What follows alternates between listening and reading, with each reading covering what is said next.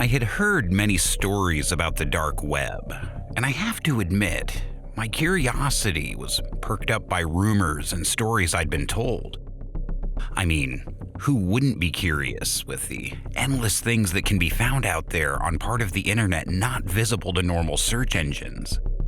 Even though I was warned not to explore this part of the dark internet, I wanted to see what it was all about myself and if it was true that you could actually find anything you wanted on there. So I decided to look for access. At first, I didn't find anything.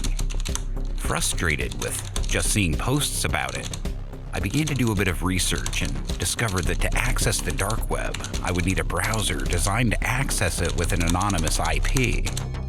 Eventually, after finding and installing the right software, I found myself on the dark web. There was a hive of links for different sites and topics ranging from drugs, arms dealing, typical black market stuff. There was also links for hitmen. I scrolled through and clicked on a few links. Nothing that I thought was too much though. As I said, I just wanted to see it for myself, what it was all about. I stumbled upon a link that drew my attention. It was very vague and titled Playtime, so I was curious to see what it was. I clicked the link, which led me to another site.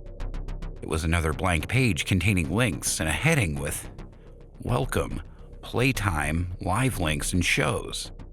A link was highlighted green below and had been uploaded only recently, and it read Play Live Stream.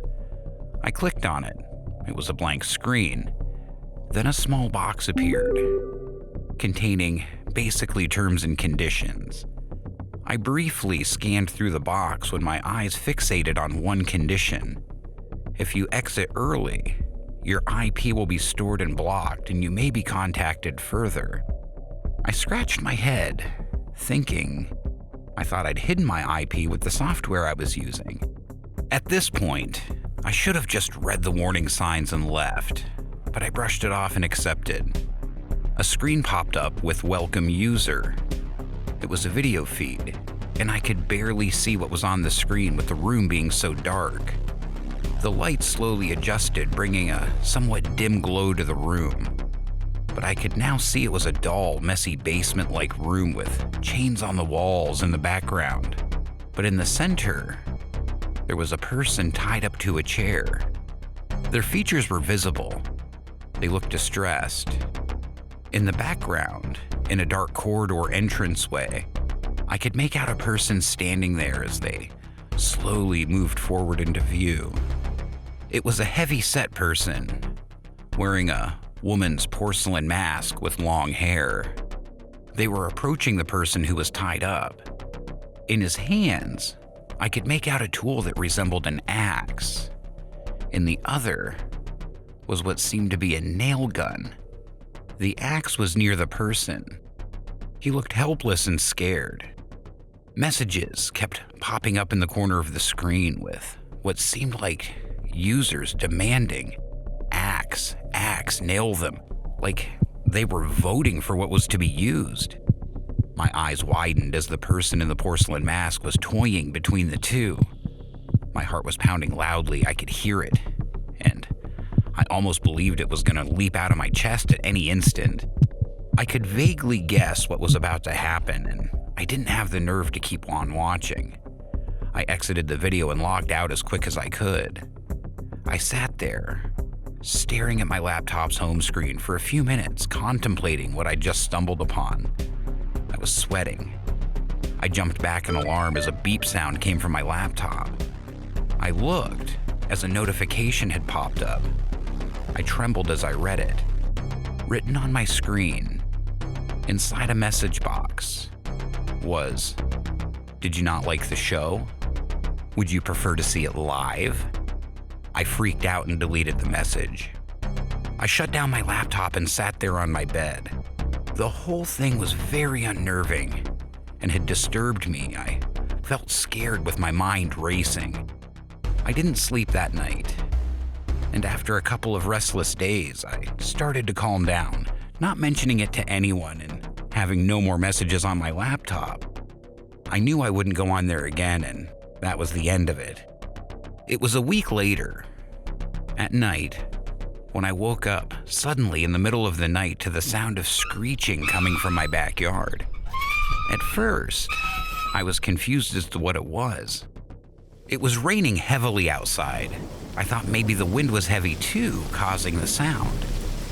I got up and went to the window, but as I looked out into the backyard, the blood drained from my face when I saw a dark figure with long hair sat on the swing set, swinging back and forth, wearing the same porcelain mask from the video I witnessed the week before. Just sitting there, in the rain, staring up at my window. Scared out of my wits, I immediately shut the blinds and turned around, checking my room for someone.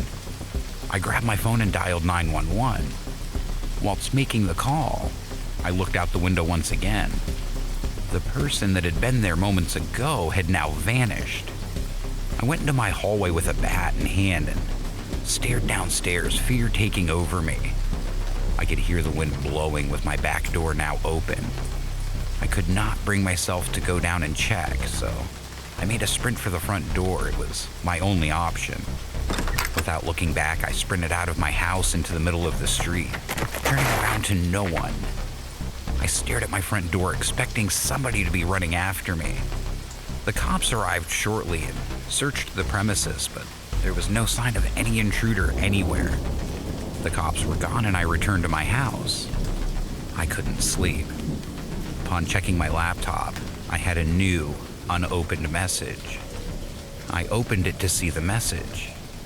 It said, "We'll see you soon." I was scared shitless and stayed up with the lights on, my window bolted, and my door locked.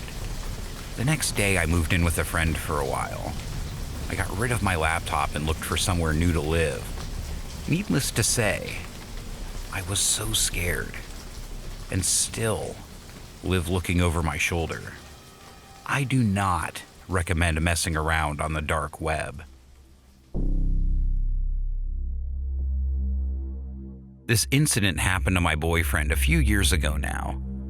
I've never shared this story online, but thought this was a story that should be told so the risks are known. It was a Friday night back in 2017.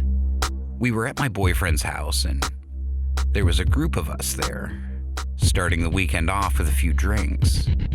After playing a few games, we were all slightly drunk and looking for something fun to do.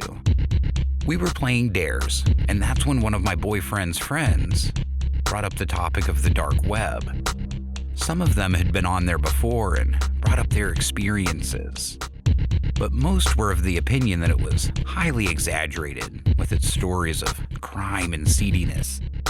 After talking about it for what seemed like ages, they decided that we should go onto it and see what we could find. So that's when we decided to check it out. On his computer, my boyfriend had Tor already installed, and that's the software that allows you to browse the areas of the web anonymously.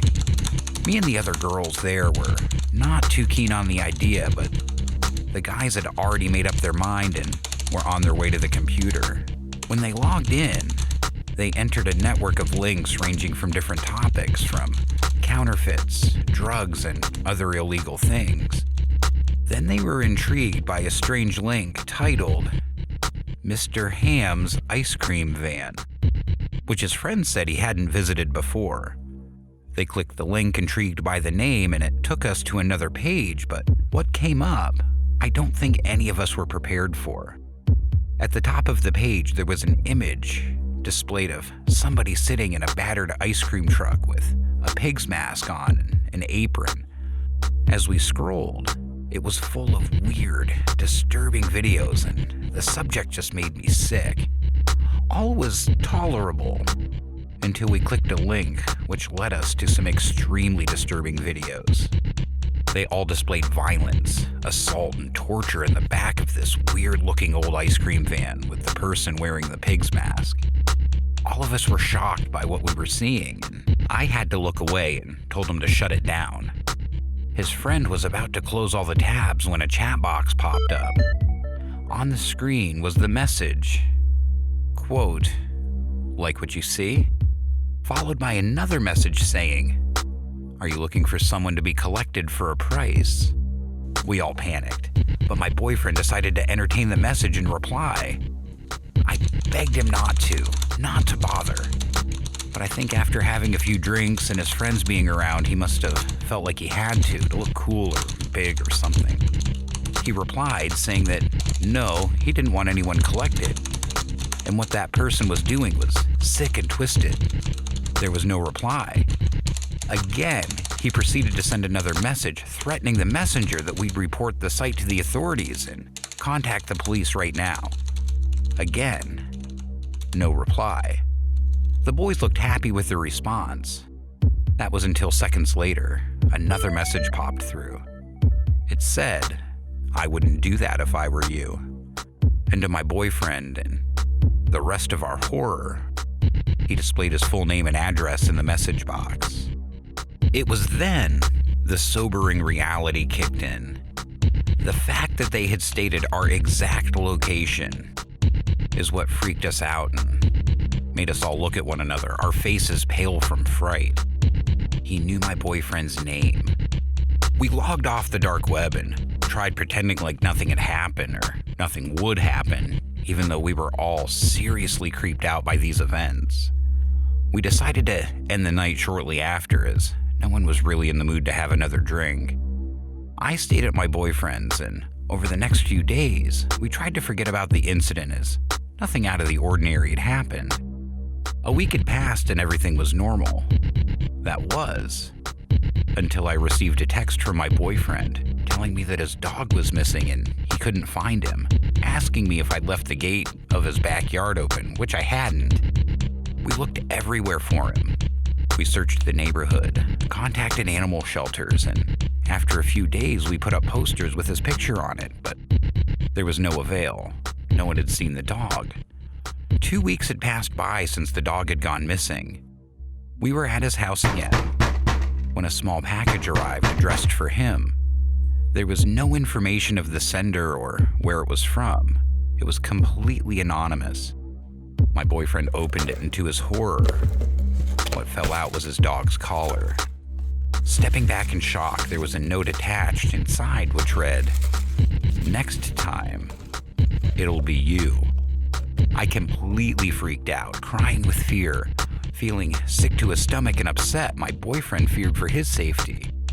But he didn't dare try to contact the authorities like I told him to. Scared that if he did, the person would know and collect one of us just like he did to the poor dog. He knew where he lived and had obviously been watching him and, to his horror, taken his dog.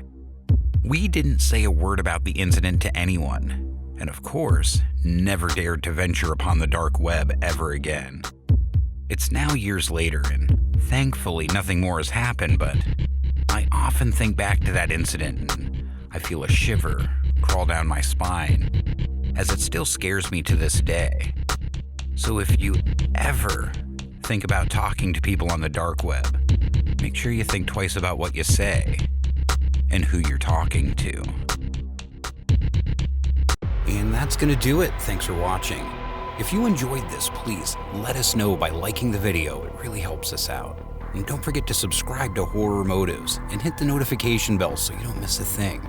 If you have any comments or suggestions for future videos, let us know down in the comments. Until then, the fear lies within.